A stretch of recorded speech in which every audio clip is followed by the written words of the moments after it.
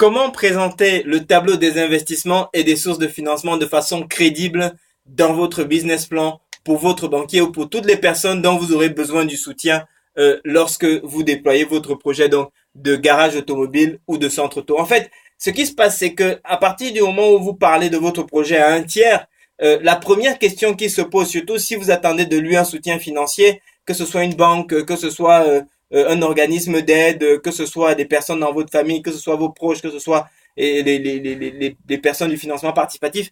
La première question qu'on se pose, c'est concrètement de quoi on parle, de combien tu as besoin et qu'est-ce que tu vas faire avec mes sous.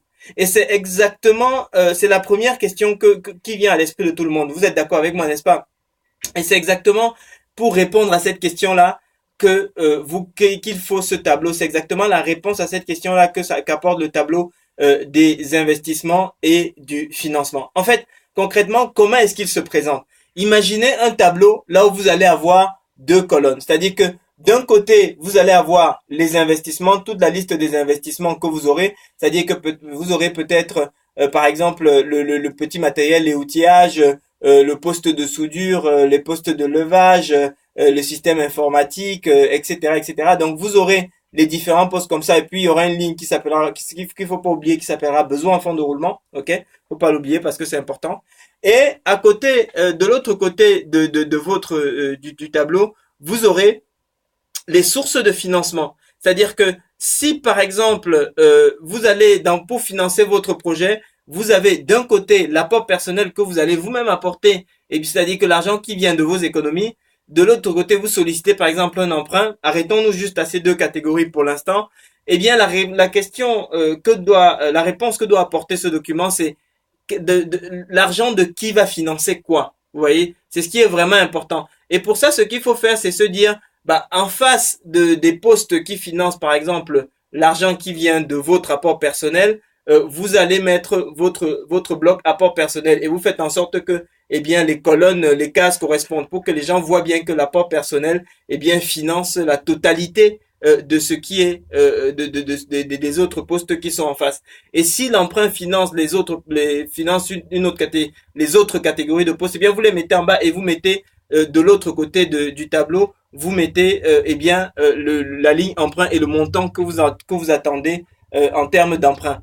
Donc voilà comment est-ce que vous construisez ce fameux tableau des sources de financement et des investissements et des sources de financement. Ce qu'il faut vraiment, c'est que chaque personne qui le regarde comprenne du premier coup d'œil de combien il a besoin, qu'est-ce qu'il va en faire et à quoi va servir mon argent concrètement dans cette histoire. Ok? Donc ce sont les trois réponses essentielles auxquelles doivent répondre ce tableau. Alors je veux quand même partager une petite astuce avant de terminer cette vidéo. C'est que ici, ce qui est important, c'est véritablement de rassurer les gens sur le fait que leur argent ne servira pas à financer des choses de faible valeur ou des choses secondaires. Et d'ailleurs, c'est tellement important que pour les banques, c'est un critère essentiel. C'est-à-dire que il faut s'assurer que, par exemple, les banques, si vous dites que mon crédit bancaire va servir à me financer mon fonds de roulement, ou va me servir à financer la pub, les banques ne voudront pas ça. Votre banquier, ce qui va le rassurer, c'est lorsque son argent sert à financer ce qu'on appelle le dur. C'est-à-dire, ça sert à financer par exemple les travaux d'aménagement du local, ça sert par exemple à financer le stock, ça sert peut-être à financer le matériel. Voilà les choses qui vont rassurer le banquier. Donc, assurez-vous lorsque vous allez faire la répartition des sources de financement et leur allocation, assurez-vous de faire en sorte que eh bien la partie financement bancaire ne finance que des éléments palpables, des éléments solides. Et parce que c'est vraiment ce qui rassure les banquiers. Donc voilà, c'est ce que je souhaitais partager avec vous.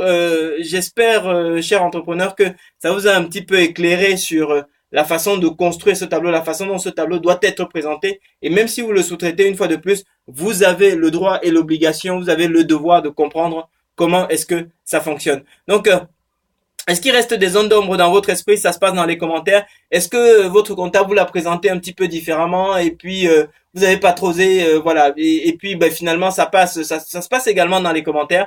Et puis surtout n'oubliez pas commentez, likez la vidéo, inscrivez-vous à la chaîne parce que pour moi c'est mon salaire pour ces vidéos que je fais avec vous avec beaucoup de plaisir. Merci pour votre attention et je vous souhaite très très bon succès dans votre projet. Merci.